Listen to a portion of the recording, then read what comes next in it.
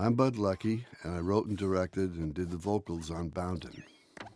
I was raised in Montana, so this locale is kind of based on my early experiences.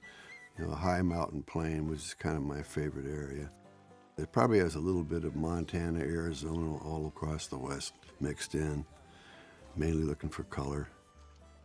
The set works around this rock where the lamb lives, and we called it the Guggenheim Rock, with apologies to Frank Lloyd Wright. The style of the background is, I was thinking of Grant Wood, who has this sort of basic, simple forms, but put together in a nice way. And then in animation, we all love Mary Blair, who was a great designer. The fish were based on a character in Nemo named Gurgle.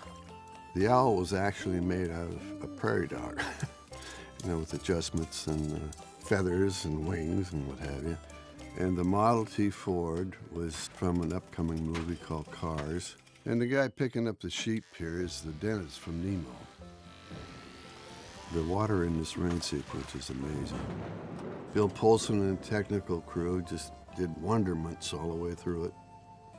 I was a 2D animator for years, and the amazing thing about the computer stuff is it has more control over elements and you know, water, and you can have wind blowing, you can rain, camera movement, reflections, light changing. It just makes everything come alive, and it's more magical. Came a great American jackalope. The jackalope is this kindly old uncle character, and kind of based him on a Wallace Beery character, or his hairstyle is based on that of Charlie Russell, the Montana Western painter. The little dance step here by Rodrigo Blas, I think, is one of the finest pieces of animation I've ever seen. Just great. Doug Sweetland and the animators did a great job bringing these guys to life. The dance sequences were funny and wonderful, and the subtleties of the eye movements and things in the serious parts, or if you want to call them serious, were great too. Everything worked. Pink ink in your thing. Does it matter what color? Well, that gets nope. If you notice, the lamb has a farmer's tan after he's been shaven, and a little stubble too. I play about 3 chords on a banjo, so I did some plunking and put a rough idea of the song together, along with some drawings, and then I showed it to John and the group, and that was about 3 or 4 years ago, and we finally did it. Just get a leg up and you slap it on down, and you'll find you're up in... I went on a sagebrush search to photograph sagebrush, and I went all over the Southwest. I found out there's a lot of varieties of sagebrush, all different colors, but I wanted the one that I grew up with, sort of this bluish green, and so that's what we have.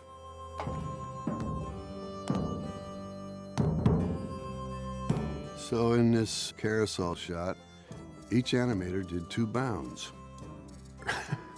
Watch the snake. The transition here to winter, he goes into hibernation. The camera follows a lamb around. He's going up while the other characters are going down, so we get kind of a up and down carousel movement. We tried moving the camera up and down, but it got a little queasy. He learned to live with it. He didn't care. He just bound, bound, bound and rebound. And the last scene originally on the storyboard, I just had the jackalope going over the hill. And then the prairie dogs were so much fun that we thought we ought to bring them in at the end and kind of tail it out, and I think it works nice. The finished product here is so much better than, you know, I had in mind originally, and everybody plussed it all the way through. Every little element is much better than I expected it to be done. And I thank them all.